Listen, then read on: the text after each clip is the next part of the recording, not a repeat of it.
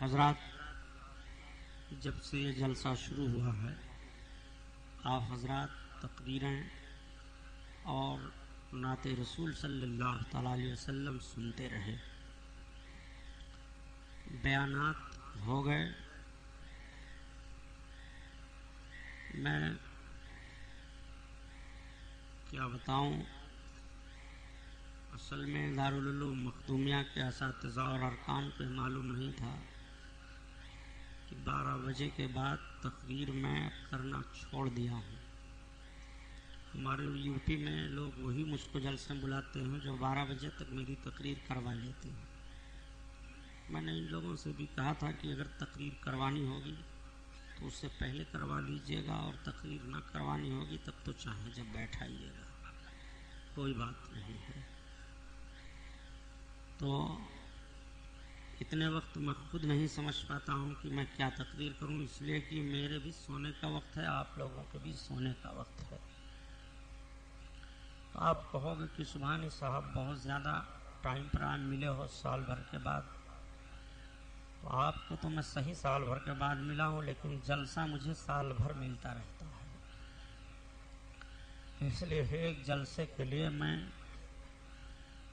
اتنی قربانی تو نہیں دے پاؤں گا۔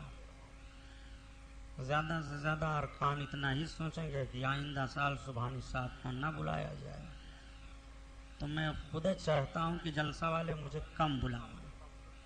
میں اعلان بھی کر دیتا ہوں، اس کی وجہ یہ ہے کہ بہت تقریریں ہو گئی، کیسٹیں بنانے والے اتنی کیسٹیں بنا ڈالے ہیں سب کہ اب پہنچنے سے پہلے پہلے وہ سب ساری تقریریں کروا دیتے ہیں۔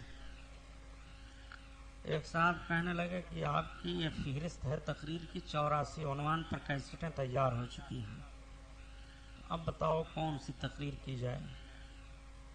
تو آپ لوگ تو سنتے ہی رہتے ہیں ساری تقریریں، سارا بیان، اب ان لوگوں کو موقع دیجئے جو نہیں سنے ہیں۔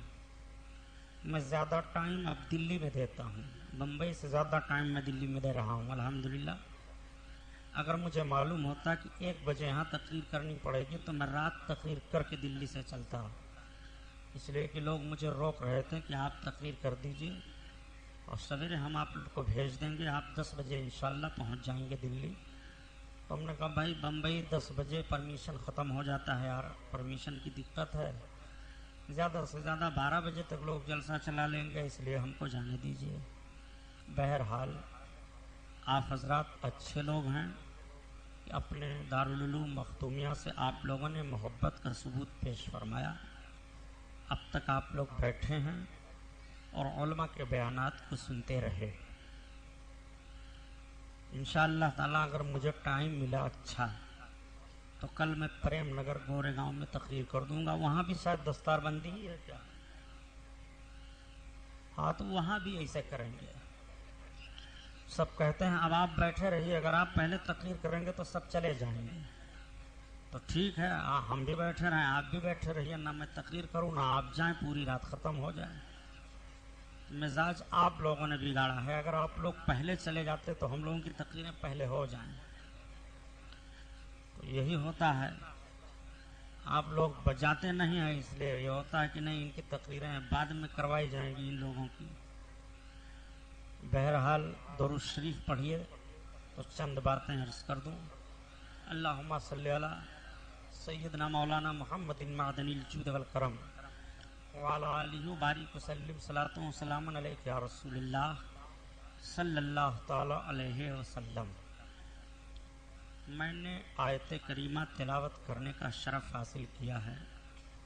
رب تعالیٰ قرآن عظیم میں ارشاد فرماتا ہے وَنَهَا النَّفْسَ عَنِ الْهَوَىٰ فَإِنَّ الْجَنَّةَ هِيَ الْمَأْوَىٰ۔ اس کا ترجمہ کرنے سے پہلے ایک بات آپ کے ذہن میں ڈال دوں، آج کوئی بھی آدمی ہو کیسا بھی ہو، وہ کبھی نہ کبھی 24 گھنٹے میں ضرور یہ سوچ لیتا ہے کہ میں جنتی ہوں کہ جہنمی ہوں، مرنے کے بعد میرا کیا حال ہوگا کچھ پتہ نہیں۔ یہ ذہن میں کبھی نہ کبھی بات آ جاتی ہے، کیسا بھی شرکس آدمی ہو، کسی بھی طرح کا ہو، وہ کبھی نہ کبھی اس بات کو ضرور سوچ لیتا ہے کہ یار پتہ نہیں میرا انجام کیا ہو. اپنا انجام کسی کو معلوم نہیں ہوتا، لیکن اللہ والے جو ہوتے ہیں انہیں معلوم ہوتا ہے. وہ جانتے ہیں میری موت کب ہوگی، کیسی ہوگی، کس حالت میں ہوگی. چنانچہ اس طرح کے تمام واقعات اللہ کے ولیوں پر ہیں. آدمی سوچتا ہے کہ میرا انجام کیا ہوگا، میں جنتی ہوں کہ جہنمی ہوں. آپ کبھی یہ سوال بھی عالموں سے کر سکتے ہو، پوچھ سکتے ہو کہ ہم کو یہ بتا دیجئے مولانا عبدالرشید صاحب، آپ اتنی بڑی مسجد کے خطیب و امام ہیں، یہ بتائیے کہ میں جنت میں جاؤں گا کہ جہنم میں، تو کیا وہ آپ کو جنت یا جہنم کی گارنٹی دیں گے؟ قاری سید اختر صاحب آپ بتائیے، مفتی سعید صاحب آپ بتائیے، حضرت علامہ مفتی شعبان علی صاحب قبلہ حبابی، آپ بزرگ عالم دین ہیں، پہلے کے عالم ہیں، آپ بتائیے. تو کوئی کسی کے جنتی اور جہنمی کی گارنٹی نہیں دے گا. یہ سوال بہت پہلے ہو چکا ہے. ہارون رشید بادشاہ کے پاس علماء زیادہ رہتے تھے، وہ علماء کو بہت پسند کرتے تھے. آج کل کے بادشاہوں کی طرح کا معاملہ تو تھا نہیں، یا سیٹھوں کا معاملہ. آج اگر کوئی سیٹھ صاحب بیچارے ہو گئے، 10-20-25 مولویوں نے رمضان شریف میں گھیر لیا تو ان کی حالت خراب ہو جاتی ہے. آج ہی سے سوچتے رہے ہوں گے کہ 15 روز اور رہ گیا ہے، مولوی لوگ گھیریں گے. ایک صاحب ملے تو کہنے لگے حضرت السلام علیکم. ہم نے کہا وعلیکم السلام.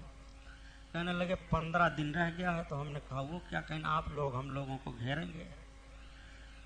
اور ہم نے کہا میں تو آج ہی آ گیا ہوں، 15 روز کا ہے انتظار کر رہے ہو. ہارون رشید بادشاہ علماء سے بڑی محبت کرتے تھے. حضرت علی رضی اللہ تعالیٰ عنہ کا قول ہے کہ وہ مالدار بڑا اچھا مالدار ہے جو عالموں کی صحبت میں بیٹھے اور علماء سے محبت کرے. اس مالدار کو اللہ اور اللہ کے رسول پسند فرماتے ہیں. ہارون رشید نے ایک روز اپنے دربار میں عالموں سے سوال کیا کہ آپ لوگ یہ بتائیے کہ میرا ٹھکانہ جنت ہے کہ جہنم. بادشاہ کا سوال تھا. سارے لوگ بیٹھے تھے، خاموش رہے. ایک بچہ اٹھ کر کے کھڑا ہوا. اس بچے نے کہا امیر المومنین میں آپ کے سوال کا جواب دوں؟ تو ہارون رشید بچے کی طرف سے رخ ہٹا کر کے علماء کی طرف دیکھنے لگے. یہ سارے علماء بیٹھے ہوئے ہیں اور ایک بچہ جواب دینے کے لیے کہہ رہا ہے. علماء اشارہ سمجھ گئے. علماء نے کہا کہ ہاں اگر بچہ جواب دینا چاہتا ہے تو جواب دے. جواب عمر کی بنیاد پر نہیں ہے، صلاحیت کی بنیاد پر ہے. بچے کا جواب سن لیا جائے. بادشاہ نے اجازت دے دیا، کہا بیٹا ٹھیک ہے جواب دو. بچے نے ایک سوال کیا بادشاہ سے، کہا یہ بتائیے آپ کہ آپ گناہ کر سکتے ہیں؟ بادشاہ نے کہا ہاں. کہا آپ کو طاقت ہے کہ آپ چوری کر سکیں، پاپ کر سکیں، گناہ کر سکیں؟ کہا ہاں. کہا آپ تو گناہ کرتے کیوں نہیں پھر؟ بادشاہ نے جواب دیا کہ میں اللہ سے ڈرتا ہوں اس لیے گناہ نہیں کرتا. بچے نے کہا پھر آپ کا ٹھکانہ جنت ہے. لوگوں نے کہا کیسے؟ تو بچے نے آیت کی تلاوت کی، وَنْهَا النَّفْسَ عَنِ الْهَوَىٰ فَإِنَّ الْجَنَّةَ هِيَ الْمَأْوَىٰ. رب قرآن میں بیان فرماتا ہے کہ جس نے اپنے آپ کو گناہوں سے خدا کے خوف سے روکا اس کا ٹھکانہ جنت ہے. تو آپ خدا کے خوف سے گناہ نہیں کر رہے ہیں، اس لیے خدا کے فرمان کے مطابق آپ کا ٹھکانہ جنت ہے. اب کتنا آسان نسخہ ہو گیا، آدمی کو خود بخود جان جائے کہ وہ جنتی ہے کہ جہنمی. اگر وہ اپنے نفس کو آپ گناہوں سے روک رہا ہے خدا کے خوف سے، تو فیصلہ کر لے کہ اس کا ٹھکانہ جنت ہے رب کے فرمان کے مطابق. اور اگر اپنے وہ نفس کو گناہوں سے نہیں روک پاتا ہے تو بھی آگے رب تعالیٰ ارشاد فرماتا ہے وَأَسْرَ الْحَيَاةَ الدُّنْيَا فَإِنَّ الْجَحِيمَ هِيَ الْمَأْوَىٰ. اور جس نے دنیاوی زندگی کو ترجیح دی اس کا ٹھکانہ جہنم ہے۔ دنیاوی زندگی ترجیح دینے کا مطلب وہ اپنے نفس ہی کا کہا ہر دم مانے۔ اگر نفس کہتا ہے تو گناہ کر ڈالے، نفس ابھارتا ہے شراب پی ڈالے، نفس ابھارتا ہے گالی دے ڈالے، نفس ابھارتا ہے ناجائز کام کر ڈالے، اور یہ سمجھے کہ یہی ہماری دنیاوی زندگی ہے، اسی میں کامیابی ہے، تو رب کا فرمان ہے فَإِنَّ الْجَحِيمَ هِيَ الْمَأْوَىٰ، اس کا ٹھکانہ جہنم ہے۔ اب قرآن کے اس فیصلے کو آپ دیکھیں اور آپ خود اندازہ لگا لیں کہ اب آپ کا نفس آپ کو کس طرح سے گناہوں سے روکتا ہے اور کس طرح وہ گناہوں کی طرف مائل کرتا ہے۔ وہ بچہ جس نے جواب دیا تھا، کون بچہ ہے معلوم ہے؟ وہ حضرت امام شافعی رحمۃ اللہ علیہ ہیں۔ یہی آگے چل کر کے حضرت امام شافعی ہوئے۔ خوف الہی ہی پیارے ہے سب کچھ۔ اگر آپ کے اندر خوف الہی ہے اور گناہوں پر آنکھیں برس جاتی ہیں تو موتی سمجھ کے شان کریمی نے چن لیے۔ آپ ذرا غور فرمائیے، خوف کی بات آ گئی تو بتاؤں نفس کو روکنے کی بات۔ ایک بچہ راستے میں بیٹھ کر کے رو رہا تھا، روتا چلا جا رہا ہے، بچے کے آنسو نہیں رک رہے ہیں۔ ایک شیخ حضرت سری سختی رحمت اللہ تعالی علیہ کا گزر ہوا، انہوں نے دیکھا بچے کو، قریب گئے، آپ نے فرمایا بیٹا کیوں روتے ہو، کیوں آنسو بہاتے ہو؟ بچہ اور ہچکیاں لے کر کے رونے لگا، اس کے اور آنسو بہنے لگے۔ شیخ نے فرمایا بیٹا تمہارے رونے کا کچھ اور معاملہ ہے، کسی نے تمہیں مارا تو نہیں ہے، گھر سے تو نہیں نکال دیے گئے ہو، ستائے تو نہیں گئے ہو؟ بچے نے کہا یار شیخ مجھ کو میری حالت پر آپ چھوڑ دیں، آپ چلے جائیے۔ شیخ کی جستجو اور بڑھ گئی کہ معاملہ کچھ اور ہے۔ اس بچے سے اب ضرور پوچھوں گا کہ بیٹا آخر تو اس طرح کیوں آنسو بہا رہا ہے، تیرے رونے کا انداز کچھ اور بتا رہا ہے۔ شیخ نے جب بہت پوچھا بچے سے، تب بچے نے ہچکیاں لیتے ہوئے، آنکھوں سے آنسو بہ رہے ہیں، بیان کرنا شروع کیا، یا شیخ آج صبح صبح میں اپنے مکان کے صحن میں بیٹھا ہوا تھا، میری ماں کھانا بنانے کے لیے چھوٹی چھوٹی لکڑیوں کو توڑ کر کے چولہے میں رکھ رہی تھی، اور جب چھوٹی لکڑیوں میں آگ لگا دیا، انہوں نے آگ لگ گئی تو بڑی بڑی لکڑیوں کو اوپر سے رکھ دیا، بڑی لکڑیوں میں آگ لگ گئی۔ میں اس خوف سے رو پڑا کہ کل قیامت کے دن ایسا نہ ہو کہ پہلے چھوٹے چھوٹے گنہگار مجھ جیسے جہنم میں ڈال دیے جائیں، جب جہنم بھڑک جائے تب بڑے بڑے گنہگار ڈالے جائیں۔ اس خوف نے مجھے رلا دیا اور اسی بنیاد پر رو رہا ہوں۔ وہی رونے والا بچہ آگے چل کر کے حضرت شیخ شبلی ہوتے ہیں، جن کے توسل سے اعلیٰ حضرت دعا مانگتے ہیں، یا الہی بہر شبلی شیر حق دنیا کے کتوں سے بچا، ایک کا رکھ عبد واحد بے ریا کے واسطے۔ خوف تو سب کچھ ہے پیارے۔ آدمی کیسے جان لے کہ میں جنتی ہوں؟ کتنا آسان نسخہ دے دیا ہے قرآن نے۔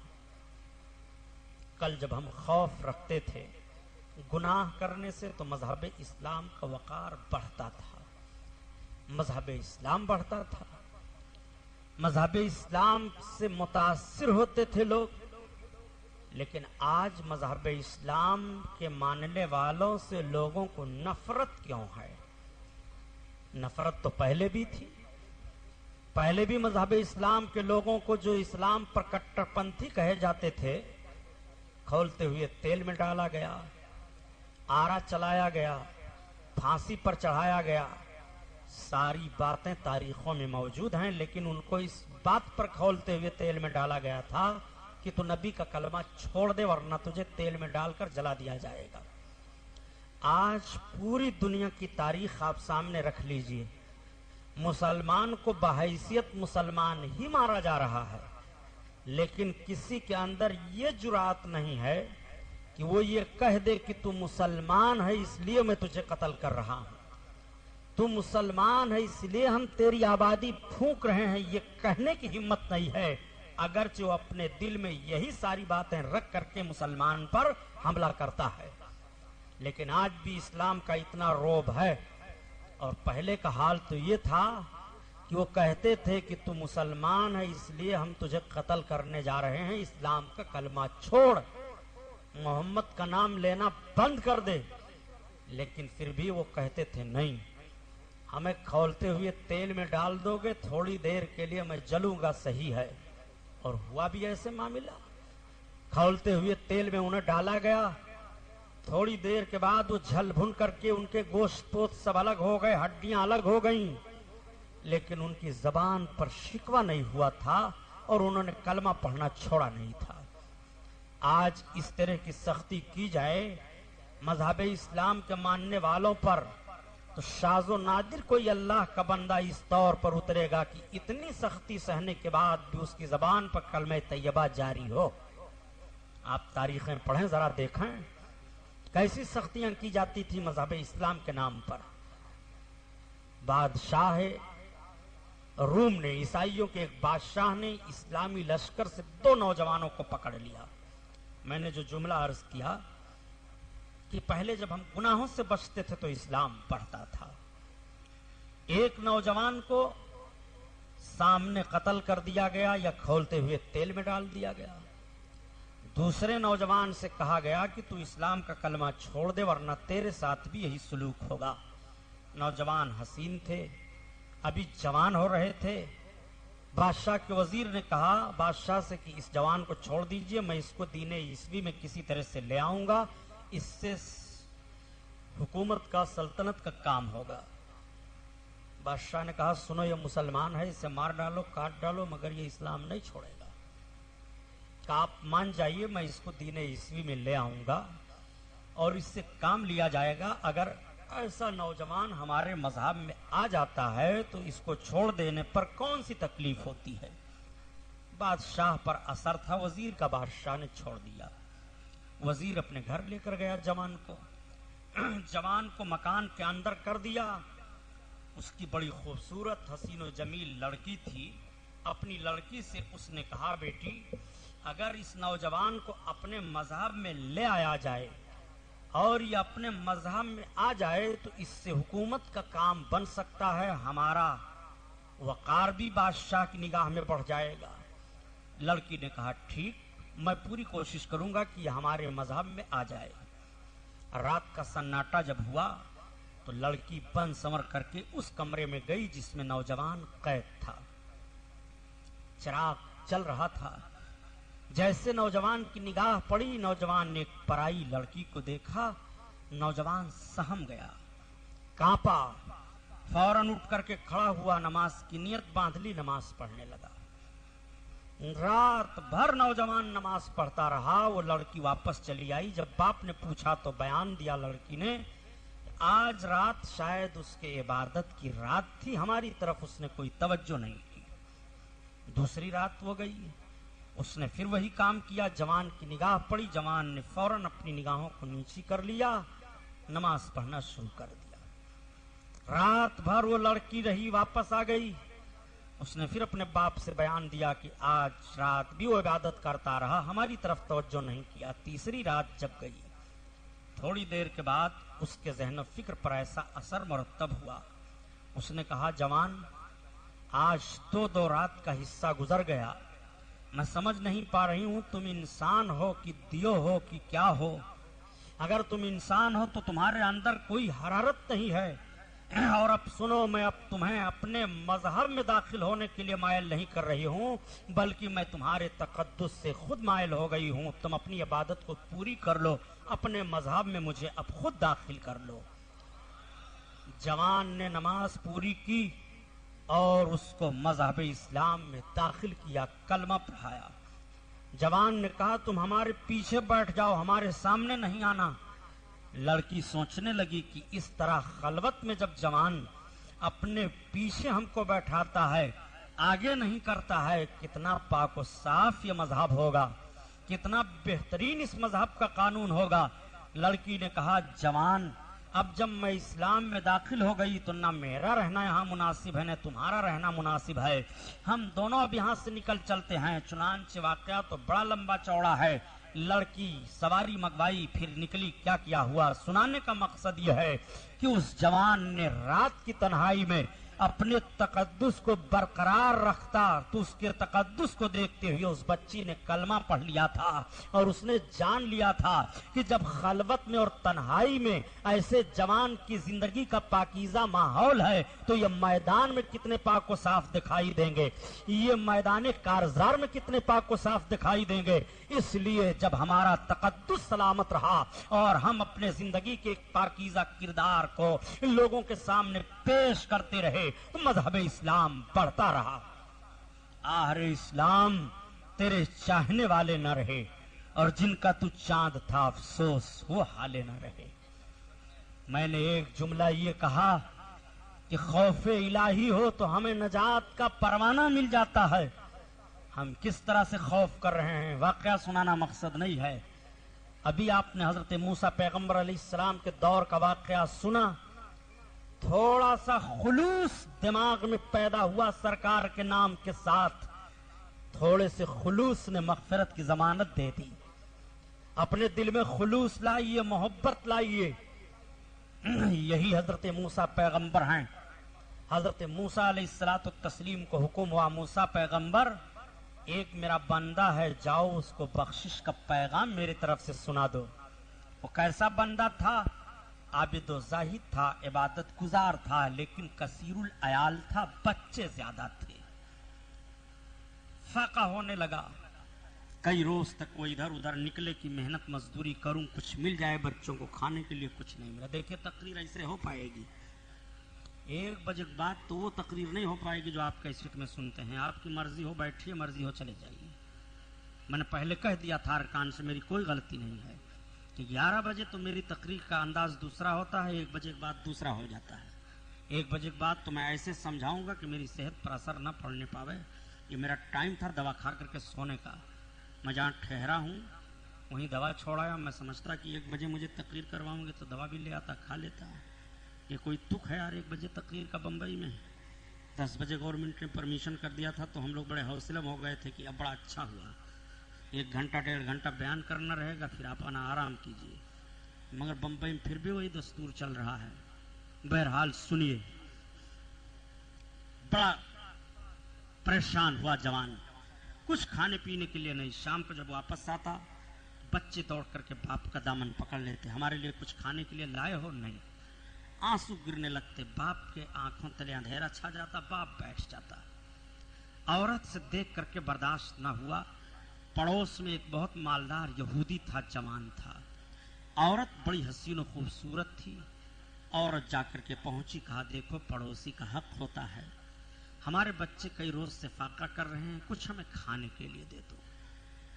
نوجوان کو شیطان نے وسوسہ دے دیا، اس یہودی نے کہا تم اس طرح حسین ہو، خوبصورت ہو، تمہارے بچے بھوکے مریں؟ کہا میرے شوہر کو کچھ نہیں مل پا رہا ہے، کئی روز سے وہ مزدوری کے لیے جاتے ہیں، مزدوری بھی نہیں ملتی ہے، میں نے سوچا کہ آپ پڑوس میں ہیں، آپ سے کہوں گا تو آپ کچھ مدد کر دیں گے۔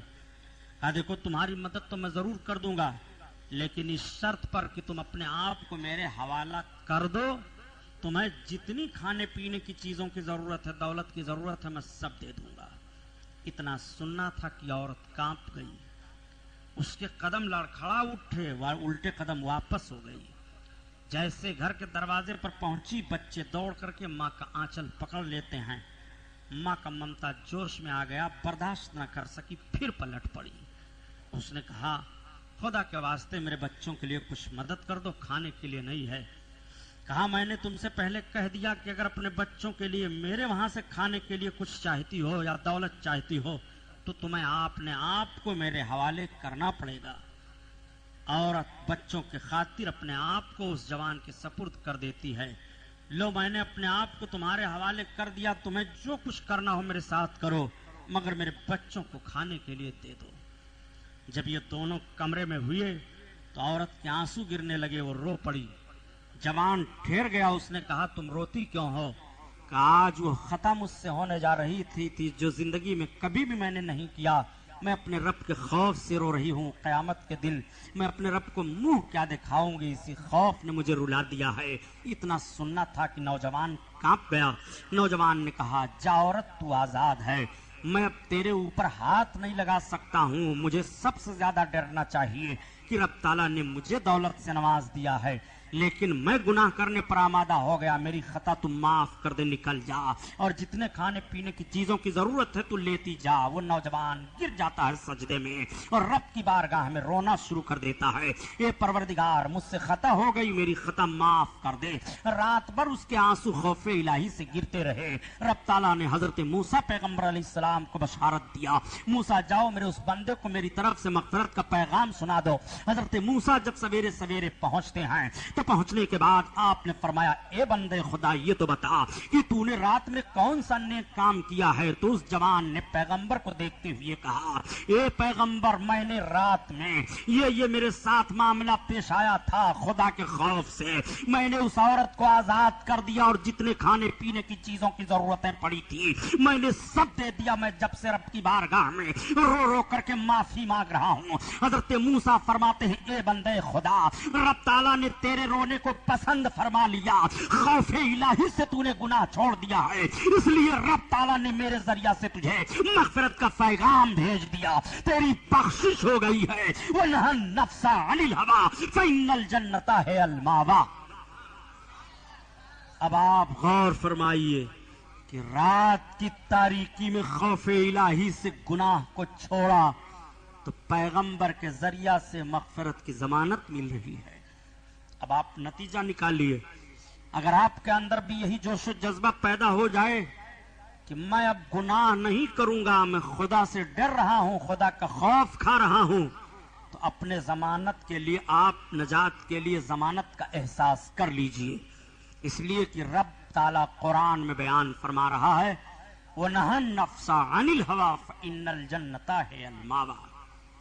جب مسلمان گناہ چھوڑتا ہے یا گناہ سے بچتا ہے تو اس کا وقار کتنا بڑھتا ہے. ذرا دیکھو, مسلمان کا گھر ہے, اسی کے گھر کے بغل میں یہودی کا گھر ہے, بغداد کی سرزمین ہے. مسلمان کے گھر میں لکڑی نہیں تھی کھانا بنانے کے لیے. شام کو جب واپس آیا تو دیکھا کہ میرے گھر کھانا بن کر کے تیار ہے. اپنی بیوی سے پوچھا کہ یہ بتاؤ لکڑی کہاں سے آئی. بیوی نے کہا, یہ دیکھیے جو سامنے پڑوس میں گھر ہے یہودی کا, سوکھا ہوا درخت اس کے صحن میں ہے. ہوا کا ایک جھونکا آیا تھا, سوکھے ہوئے درخت کی ایک ڈال ٹوٹ کر کے ہمارے مکان کے صحن میں گر پڑی. میں نے وہی اٹھا لیا اور اسی سے کھانا میں نے تیار کیا. شوہر نے پوچھا, کیا تم نے اس سے اجازت لی تھی؟ عورت نے کہا, نہیں, میں نے اجازت نہیں لی تھی. کہا, بھلے ہمارے مکان کے صحن میں اس کے درخت کی لکڑی ٹوٹ کر کے گری, مگر ہے تو اسی کی ملکیت میں. مذہب اسلام میں بغیر اجازت کے کسی کی چیز کو استعمال کرنا جائز نہیں ہے. تم نے بہت بڑی غلطی کی ہے. عورت نے معافی مانگی, توبہ کیا. میرے شوہر, اب ایسی خطا مجھ سے نہیں ہوگی. جتنا کھانا بنا تھا سارا کھانا مسلمان نے لیا. یہودی کے دروازے پر پہنچا, دروازہ کھٹکھٹایا. یہودی باہر نکلا, کیا بات ہے, یہ کھانا آپ لے لیجئے. کہا, کیوں؟ کہا, میرے گھر لکڑی نہیں تھی اور ہوا کا جھونکا جو آیا تھا اس سے آپ کے درخت کی ایک ڈال ٹوٹ کر کے میرے مکان کے صحن میں گر گئی تھی. میری بیوی نے بغیر اجازت کے اٹھا کر کے اس سے کھانا تیار کر لیا, اسی سے یہ کھانا بنا ہے, یہ آپ لے لیجئے, آپ کا ہے, آپ کی.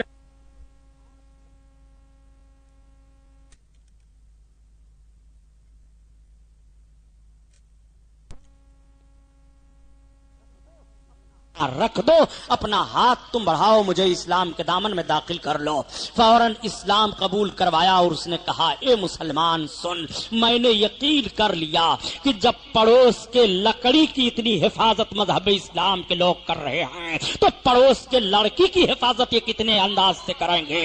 اتنا مقدس مذہب جو ہے اسی مذہب میں رہ کر کے زندگی گزارنی چاہیے. میں اس سبب سے اب کلمہ پڑھ رہا ہوں اور مسلمان ہو رہا ہوں. آپ ذرا اندازہ لگائیں کہ مسلمان نے مسلمان، ارے بھائی اس طرح کے انعام دینے سے تھوڑے کہ اب وہ تقریر ہو جائے گی، کوئی کاغذ وغیرہ بھیج رہے ہیں؟ ارے انعام دینا تھا تو 11 بجے تقریر کروا لیتے. تو کہنے کا مطلب یہ ہے کہ ایسے آپ سن کر کے ذہن میں بیٹھا لو.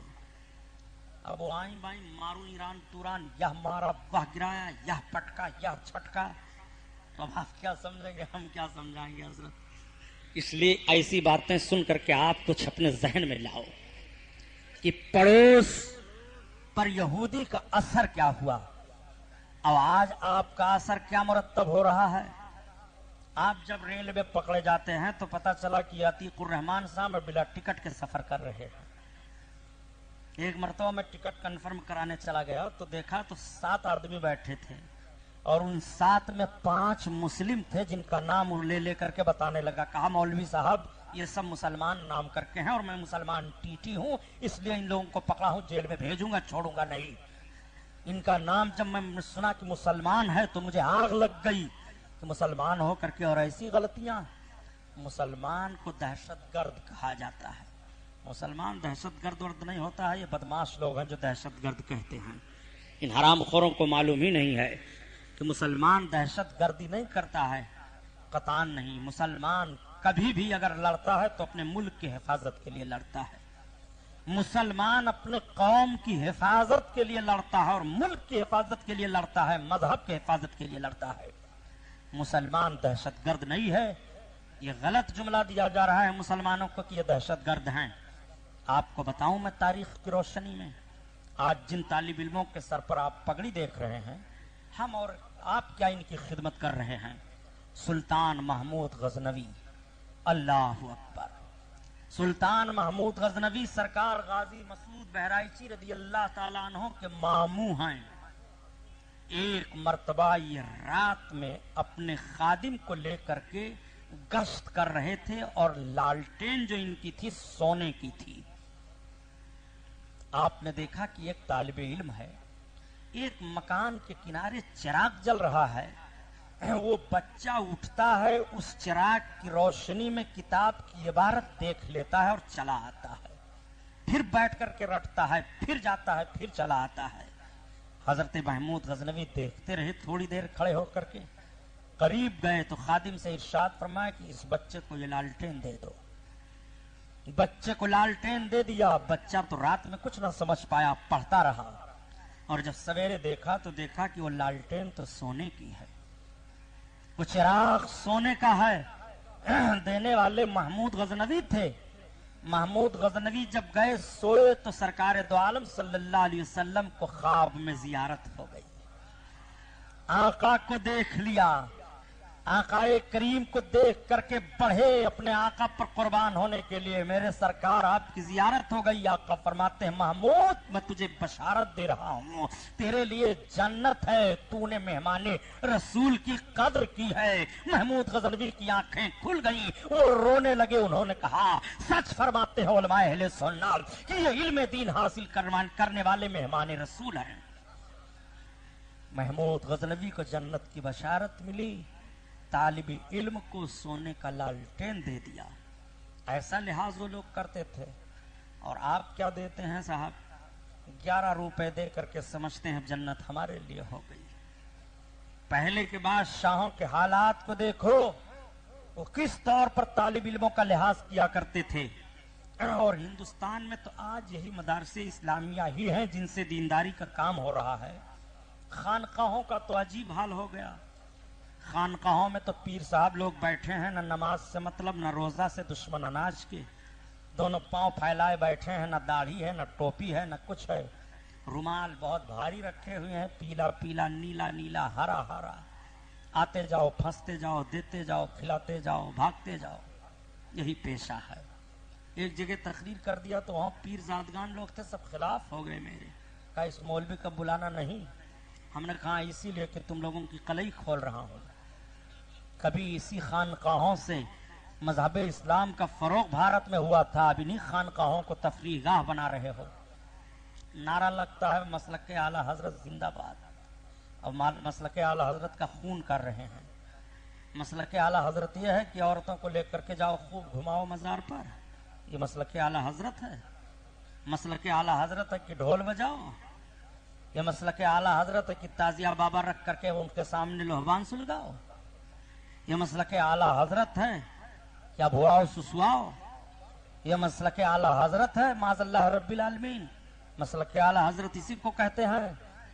खुदा की कसम मसलक आला हजरत पर अमल पैरा सुन्नी अवाम हो जाएं तो आज मुखालफीन की जबान बंद हो जाएगी, उनके अंदर जुरात नहीं होगी वो कुछ मुंह खोल सकें। वो मसलक आला हजरत है।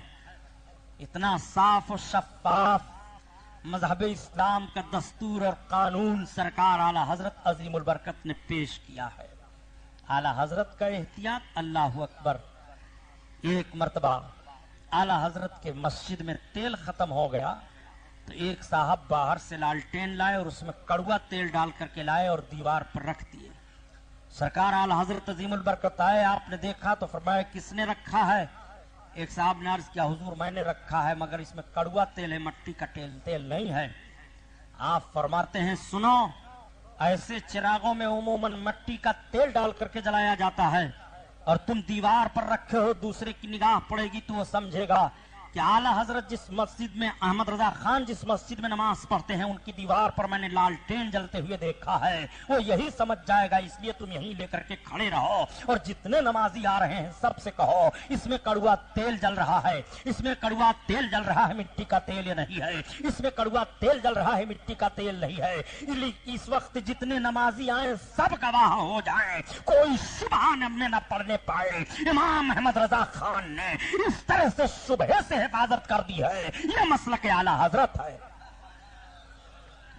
आला हजरत रदी अल्लाह ताला अन्हु को समझने के लिए बहुत कुछ समझना पड़ेगा।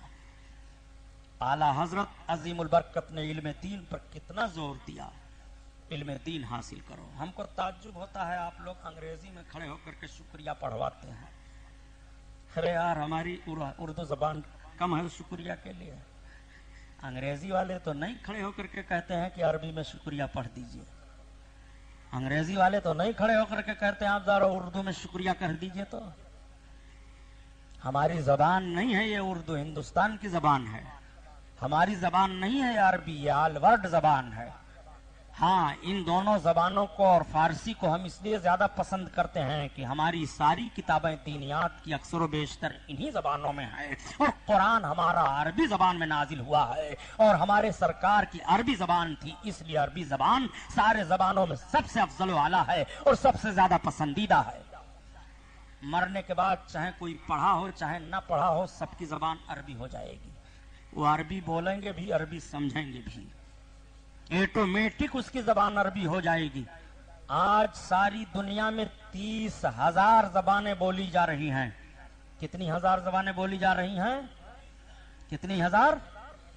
30,000 जबानें बोली जा रही हैं। अब आप सोचिए कि अभी इस दुनिया में सिर्फ 30,000 जबानें बोली जा रही हैं और हजरत आदम अलैहिस्सलाम को 7 लाख जबानों का इल्म था। तो मेरे सरकार तो सबसे अफजल वाला है, सरकार को कितने लाख जबानों का इल्म होगा? कोई शुमार कर पाएगा? अरे जितनी जबानें दुनिया में वजूद में आएंगी सबका इल्म मेरे आका को है, और जो जबानें नहीं दुनिया में आएंगी मगर हैं वो जबानें इंदल्लाह, उसका भय भी इल्म रब ताला ने अपने महबूब को दे दिया। तो जबान अरबी, उर्दू, अल्हम्दुलिल्लाह अंग्रेजी पढ़ करके हम अपने दलाइल को अंग्रेजी में साबित करें, लोगों के सामने ये सही है, बयान करें, उनको समझाएं। हजरत अल्लामा अब्दुल अलीम मेरठी रहमतुल्लाह ताला अलैह सरकार आला हजरत के खलीफा थे। आपको अंग्रेजी जबान पर भी बड़ा उबूर हासिल था, तो बाहर मुल्कों में जाकर के आपने 50,000 से ज्यादा गैर मुस्लिमों को कलमा पढ़ाया था। और बर्नार्ड शाह जो था उससे जब आपका मुबाहिसा हुआ तो उसने कहा मौलाना अब्दुल अलीम, आप जो मजहब इस्लाम हमको बता रहे हो, अगर यही सही मजहब इस्लाम का रुख है और यही सही तस्वीर है तो आइंदा मैं बशारत देता हूं कि पूरी दुनिया के लोगों का मजहब इस्लाम होगा। अंग्रेजी में उन्होंने इस तरह से गुफ्तगू की थी। अल्हम्दुलिल्लाह जबानें सीखनी चाहिए, जितनी जबानों की उसात रब ताला दे। तो मैंने आयत करीमा तिलावत की, वो नहन नफ्सा अनिल हवा फ इन्नल जन्नता